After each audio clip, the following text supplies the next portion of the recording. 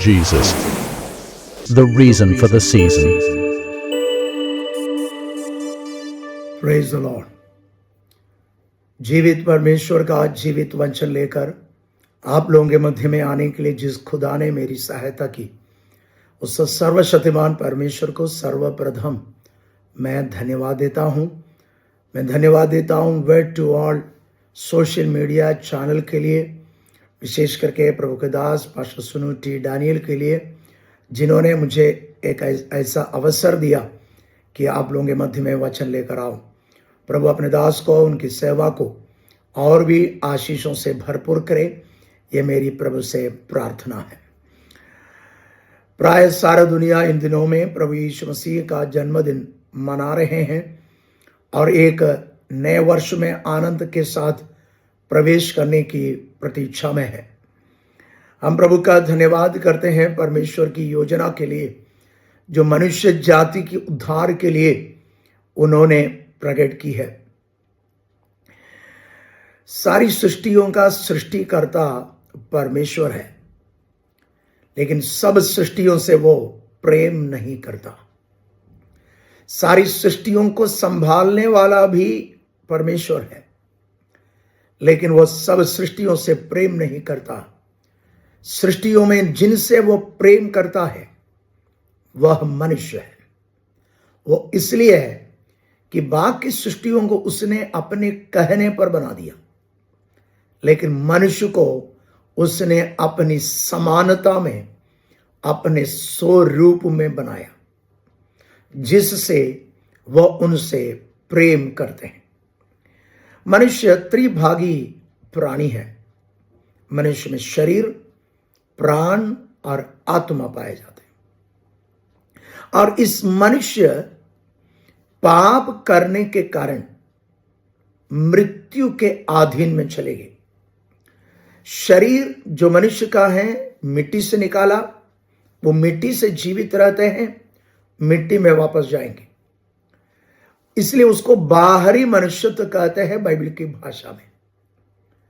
और आत्मा और प्राण, जिसको भीतरी मनुष्यत्व कहा है, उसकी विशेषता वह अविनाशी है। शरीर से हम संसार को जानेंगे, दुनिया को जानेंगे, देखते हुए, स्पर्श करते हुए, टेस्ट करते हुए हम इस संसार को जानेंगे अपने शरीर के द्वारा। प्राण से हम अपने आप को जानेगा, आत्मा से हम परमेश्वर को जानेगा। और प्राण में हमारा ज्ञान, बुद्धि, समझ, याद, ये सब हमारे प्राण में पाए जाते हैं। और हमारी ताकत क्या है, हम कौन है, हमारा अस्तित्व क्या है, ये हमें बताने वाली बात है हमारी प्राण है। लेकिन आत्मा वही है परमेश्वर से हमें संबंध रखने में सहायता करने वाली बात। इसलिए जब परमेश्वर ने आदम से कहा कि जिस दिन तू उस बीच में जो वृक्ष का फल है, भले और बुरे का ज्ञान का वृक्ष का फल, वो खाएगा, उस दिन मर जाएंगे। और वो खाया, वो मर गया। कैसे? शारीरिक रूप में नहीं, वह आत्मिक रूप में मरा। और उस मृत मनुष्य को, आत्मिक रूप में मरा हुआ मनुष्य को जीवित करना जरूरी था, क्योंकि परमेश्वर मनुष्य से प्रेम करता है। इसलिए परमेश्वर योजना बनाया कि इस मनुष्य को उस मृत अवस्था से जीवित करने के लिए स्वयं वह मनुष्य बनकर पृथ्वी पर आया। उसका नाम है यीशु मसीह। पहला तीमुथियुस की पत्री, उसका पहला अध्याय, उसका 15वां पद। पहला तीमुथियुस पहला अध्याय, उसका 15वां पद। यहां लोग यूं लिखा है, यह बात सच और हर प्रकार से मानने के योग्य है कि मसीह यीशु पापियों का उद्धार करने के लिए जगत में आया। यीशु मसीह जगत में क्यों आया? लिखा है पापियों को बचाने के लिए, पापियों का उद्धार कराने के लिए। पृथ्वी पर बहुत सारे गुरु लोग हुए हैं, लेकिन उद्धारकर्ता एक ही है, वह प्रभु यीशु मसीह है।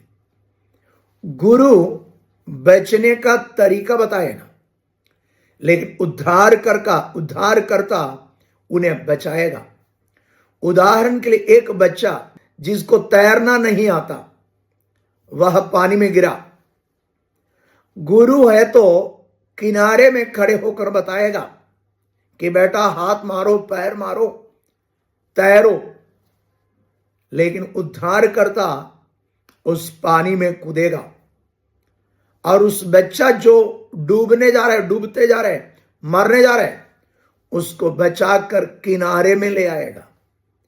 प्रभु यीशु मसीह उद्धारकर्ता इसलिए है कि वह इस पृथ्वी पर आया, जो मनुष्य पाप के कारण मृत्यु के अधीन हुआ है, और उन्हें मृत्यु से बचाकर स्वर्ग राज्य का वारिस बनाया। प्रभु यीशु मसीह इस पृथ्वी पर आया क्यों? यहां लिखा, यीशु मसीह जगत में आया। इस पृथ्वी पर जन्म लिए हुए में से एक ही व्यक्ति है जो ये कह सकते हैं, मैं आया हूं। आया मतलब इससे पहले वो है और कहीं था, वहां से आया।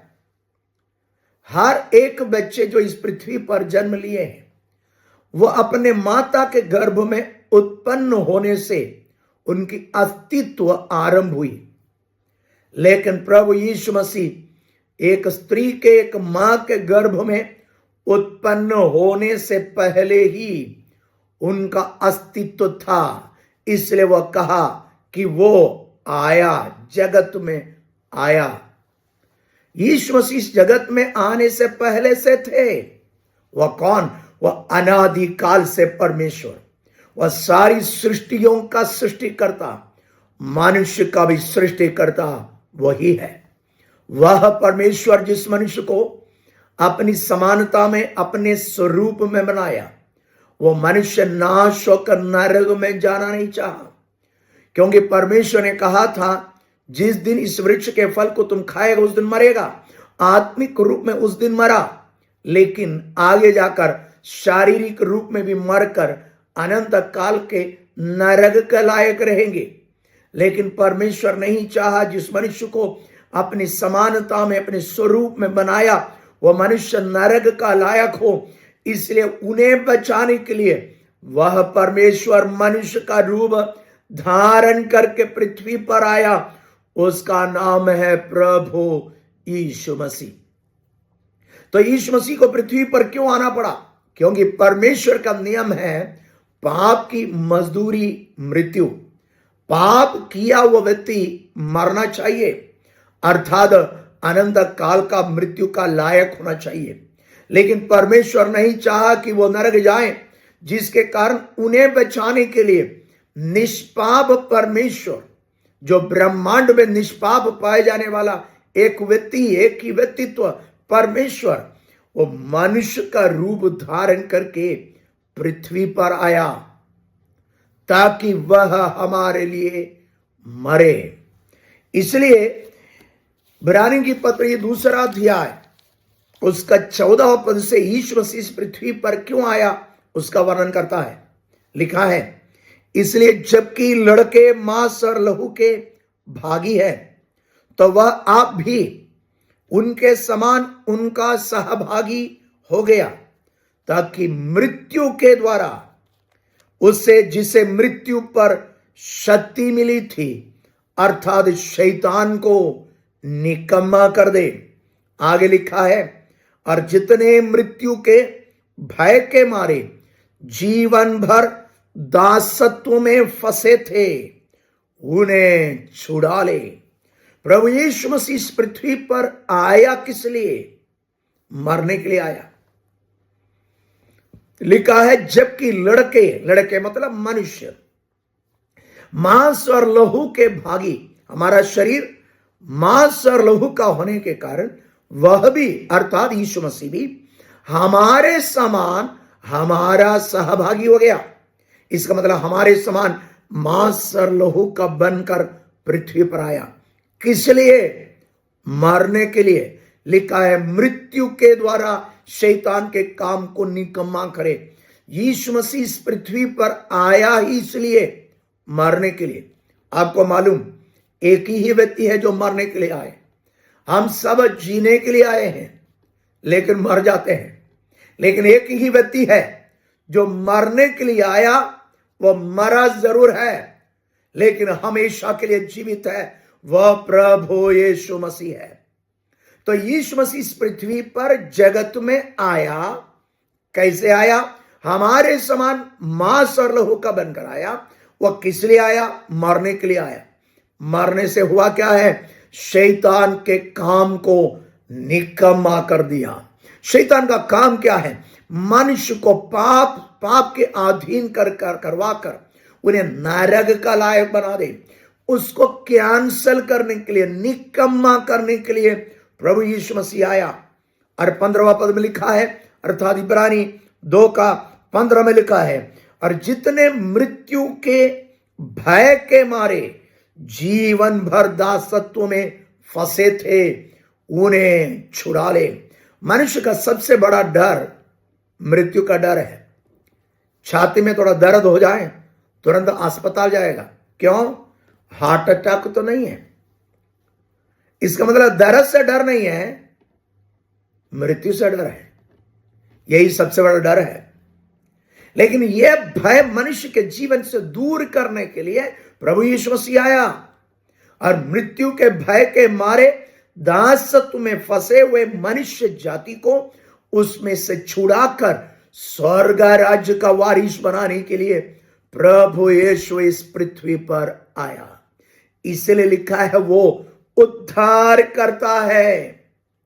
उद्धार करता उनको चाहिए जो स्वयं उद्धार नहीं कर सकता।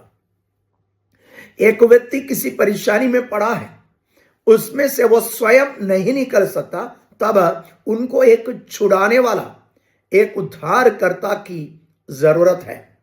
मनुष्य जाति सबके सब पाप के अधीन होकर नरक का लायक बने हुए हैं।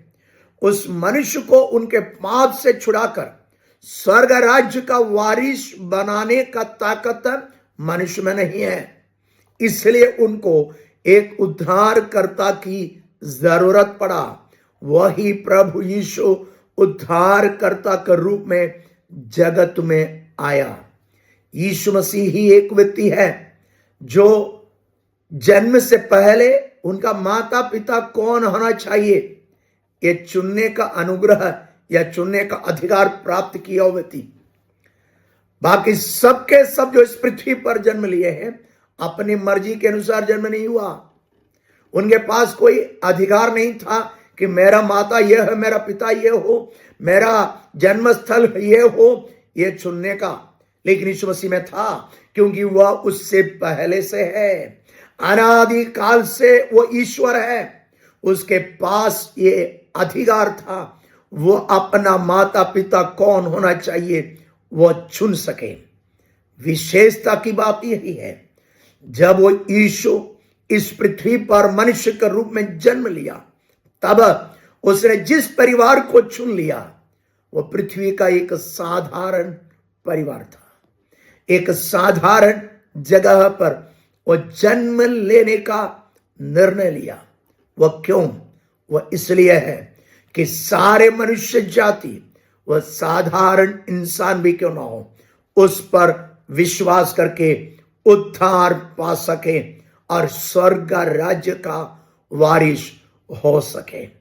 हम प्रभु का धन्यवाद करें मसीह यीशु की उस अनुग्रह के लिए जो हम पर प्रकट की है, मनुष्य जाति पर प्रकट की है। ये परमेश्वर की अनादि काल की योजना के अंतर्गत हुई है। इसलिए यूहन्ना 3:16 में लिखा है, परमेश्वर ने जगत से ऐसा प्रेम रखा कि उसने अपना एकलौता पुत्र दे दिया, ताकि जो कोई उस पर विश्वास करे वह नाश ना हो परंतु अनंत जीवन पाए। परमेश्वर जगत से अर्थात मनुष्य से प्रेम किया, इसलिए उसने अपना एकलौता पुत्र प्रभु यीशु मसीह को जगत में भेजा और यीशु जगत में आया ताकि जो उस पर विश्वास करे वह नाश न हो परंतु अनंत जीवन पाए। यीशु मसीह पर जो कोई विश्वास करेगा वो कोई भी क्यों ना हो वो उद्धार पाएगा, वो नाश नहीं होगा, वो अनंत जीवन का वारिस होगा। याद रखिए, यीशु मसीह ईसाइयों का ईश्वर नहीं, सारे मनुष्य जाति का एकमात्र सच्चा खुदा है, वह प्रभु यीशु मसीह है। वह सारे मनुष्य जाति का उद्धार करता है। जो कोई उस पर विश्वास करे, कोई भी क्यों ना हो, किसी भी जाति धर्म वर्ग वर्ण का क्यों ना हो, यदि वो यीशु पर विश्वास करे उसका पाप क्षमा होगा, उसका अपराध क्षमा किए जाएंगे और वह स्वर्ग राज्य का वारिस होगा। यह अनुग्रह हमें प्रदान करने के लिए वो मनुष्य के रूप में आया और आया हमारे समान इस पृथ्वी पर जीवित रहा और मरा, गाड़ा गया, लेकिन तीसरा दिन जी उठा।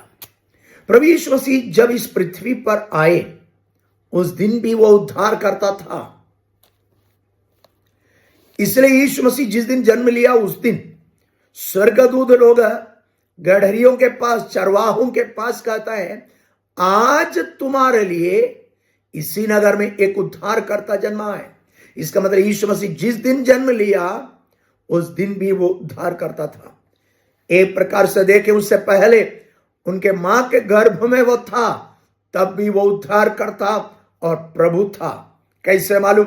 मरियम जिसके पास जिब्राइल स्वर्गदूत आकर यीशु मसीह का जन्म का वृतांत सुना दिया, वो बातें पूरी होगी उसके लिए चिन्ह के रूप में उनसे कहा, तुम्हारी कुटुंबिनी एलिशिबा जो बांझ थी वह 6 महीना गर्भवती है। ये मरियम ये सुनकर एलिशिबा से मिलने के लिए गई, वहां जाकर नमस्कार कह दिया तो वो एलिशिबा के पेट में जो बच्चा है ना वो आत्मा से भर गया। उसके बाद वो मां एलिशिबा आत्मा से भर गई और वो कुछ बातें कर रही है।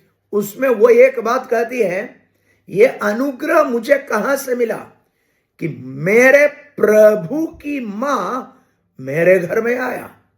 एलिशिबा कह रहे हैं मरियम को, तू मेरे प्रभु की मां है। मरियम एलिशिबा की प्रभु की मां है तो प्रभु कौन है? मरियम के पेट में जो बच्चा है वो। ऐसा है तो यीशु मसीह जन्म लेने से पहले मां के गर्भ में उत्पन्न रहते वती वो मनुष्य जाति का उद्धार करता था। तो फिर यदि ऐसा है तो यीशु जिस दिन जन्म लिया उस दिन वह क्रूस पर मरते तो भी मनुष्य जाति का उद्धार होता। लेकिन यीशु 33.5 साल तक इस पृथ्वी पर जीवित रहने के बाद क्रूस पर मरा। क्यों? वह इसलिए है, आप और मैं इस पृथ्वी पर जीवित रहते वक्त जिस किसी परिस्थिति से होकर गुजरते हैं उन सारी परिस्थितियों से होकर वह गुजरे ताकि हमारी उन सारी परिस्थितियों में वह हमारी सहायता कर सके। आज मुझे सुनने वाला कोई भी व्यक्ति जीवन की किसी भी परेशानी से होकर गुजर रहे हैं और आप तनाव से होकर गुजर रहे हैं, याद रखिए आपका एक सहायक है, वो प्रभु यीशु है। क्योंकि आप इस पृथ्वी पर जीवित रहते वक्त जिस किसी परिस्थिति से होकर गुजर रहे हैं उन सारी परिस्थितियों से होकर यीशु मसीह गुजरा है, इसलिए वह आपकी सहायता कर सकता है। केवल आप उस पर भरोसा करें, वह आपके लिए आश्चर्य कर्म जरूर करेगा। तो प्रभु यीशु मसीह इस पृथ्वी पर आया, वह उद्धारकर्ता के रूप में आया। हम अपने पाप से हमें उद्धार नहीं कर सकता, जिसके कारण एक उद्धारकर्ता की जरूरत पड़ा। वो उद्धारकर्ता स्वयं परमेश्वर ही था, क्योंकि और कोई हमें बचा नहीं सकता था, जिसके कारण वो मनुष्य के रूप में आया, हमारे समान मांस और लहू का बनकर आया ताकि उनका मृत्यु हो जाए और उनकी मृत्यु के द्वारा शैतान के कामों को निकम्मा कर दिया और उस पर विश्वास करने वालों के लिए उद्धार का मार्ग उसने खोल दिया। ऐसा है तो हमारे लिए सबसे महत्वपूर्ण बात यीशु मसीह का जन्म से बढ़कर उनकी मृत्यु है। हम यीशु मसीह का जन्मदिन को मना रहे हैं, लेकिन यीशु मसीह जन्मदिन मनाने के लिए नहीं कहा। और यीशु मसीह का जन्म कौन सा दिन में हुआ है, यह बाइबल में नहीं पाए जाते। दिसंबर 25 को यीशु मसीह का जन्म नहीं हुआ, यही इसके लिए सबसे ज्यादा प्रमाण है। यीशु मसीह का जन्म जरूर हुआ है। यीशु मसीह वो जन्मदिन मनाने के लिए हमसे नहीं कहा, लेकिन यीशु मसीह एक बात याद करने के लिए कहा, स्मरण करने के लिए। वो क्या है मालूम? उनका जन्म नहीं, उनका मृत्यु है। क्योंकि उनका जन्म से बढ़कर उनका मृत्यु हमारे लिए उद्धार का कारण ठहरा है। क्योंकि यीशु मसीह क्रूस पर मरा, गाड़ा गया और तीसरा दिन मृतकों में से जी उठा। मैंने कहा बाइबल में लिखा है, पाप की मजदूरी मृत्यु, पाप किया वो व्यक्ति मरना चाहिए। जब पाप हमने किया, हमारे पाप के कारण जहां हम मरना चाहिए, वहां यीशु मसीह हमारे लिए मरा। अब हमें करना क्या चाहिए? हमें कुछ कर्म नहीं करना, केवल विश्वास करना। क्या विश्वास करना? यीशु मसीह मेरा उद्धार करता है। मैं अपने पाप के कारण जहां मरना था, वहां यीशु मरा है। और वो मरा ही नहीं, वो गाड़ा गया। लेकिन गाड़ा गया उतना ही नहीं, वो तीसरा दिन मृतकों में से जी उठा। प्रभु यीशु मसीह जीवित है। और उस जीवित खुदा यीशु से कहना, प्रभु यीशु मैं एक पापी हूं, मेरी पाप को क्षमा कर, मेरे अपराध को मिटाइए, मुझे स्वीकार कर, मुझे शुद्ध और पवित्र कर। याद रखें, अब कितना भी बड़ा अपराधी क्यों ना हो, प्रभु यीशु आपके पाप को क्षमा करेगा। इसलिए बाइबल में लिखा है, तुम्हारा पाप लाल रंग का भी क्यों ना हो, वह हिम के समान श्वेत किया जाएगा। इसलिए बाइबल में लिखा है, उसका पुत्र यीशु मसीह का लहू हमें सब पापों से शुद्ध करता है। मुझे सुनने वाला एक भी व्यक्ति पाप में जीवन बिता रहे हैं, इसी वक्त इस यीशु से कहिए, यीशु आप जीवित है, आप मेरे पाप के लिए मारा गया, गाड़ा गया, आप जीवित खुदा है, आप मेरी पाप को क्षमा कर। इसी वक्त प्रभु यीशु आपके पाप को क्षमा करेगा। याद रखिए, अनुग्रह यहां समाप्त नहीं होती। प्रभु यीशु मरे हुओं में से जी उठा है, वो इसलिए कि हम भी एक दिन मरे हुओं में से जी उठे। तो एक प्रकार से प्रभु यीशु मसीह पृथ्वी पर आया किस लिए? मरने के लिए। वो मरा किस लिए? हमारे पाप के कारण जहां हम मरना था, वहां वो मर लिया। उसलिए उसके कारण हुआ क्या है? वो मरे हुए में से जी उठा, वो जिंदा है। तो हम भी एक दिन मरे हुए में से जिलाए जाएंगे। मृत्यु हमारा अंत नहीं रहेगा। यीशु मसीह पर विश्वास करके पाप की क्षमा, आत्मा की मुक्ति को प्राप्त किया हुआ हर एक व्यक्ति मरने के बाद भी अनंत काल तक परमेश्वर के साथ स्वर्ग में रहेगा। याद रखिए, मृत्यु मनुष्य का अंत नहीं, असली जीवन का आरंभ है। बाइबल के अनुसार मरने के लिए दो जगह, मरने के बाद जाने के लिए दो जगह, एक स्वर्ग, दूसरा नरक। परमेश्वर नहीं चाहता कोई भी व्यक्ति नरक जाए, वो चाहते हर एक व्यक्ति यीशु मसीह पर विश्वास करके स्वर्ग राज्य का वारिस हो जाए। प्रभु अनुग्रह दे, मुझे सुनने वाले हर एक व्यक्ति यीशु मसीह पर विश्वास करके पाप की क्षमा प्राप्त करने के कारण स्वर्ग राज्य का वारिस हो जाए। एक दिन जब प्रभु यीशु मसीह आएंगे, मरे हुए में से जिलाए जाए, जीवित है तो रूपांतरित हो जाए, तो मसीह के समान एक महिमा में शरीर प्राप्त करके अनंत काल का जीवन का वारिस होने के लिए प्रभु हम सबकी सहायता करें। ये मेरी प्रभु से प्रार्थना है। प्रार्थना है हर एक के लिए नया वर्ष नई आशीष का वर्ष होने पाए। हर एक व्यक्ति मसीह में बने रहकर अनंत काल का जीवन का वारिस होने के लिए तैयार होने का समय भी ठहरने पाए। प्रभु अपने अनुग्रह से हम सबको भरपूर करें। इन वचनों के द्वारा स्वर्ग का परमेश्वर हम सबों को आशीष प्रदान करे।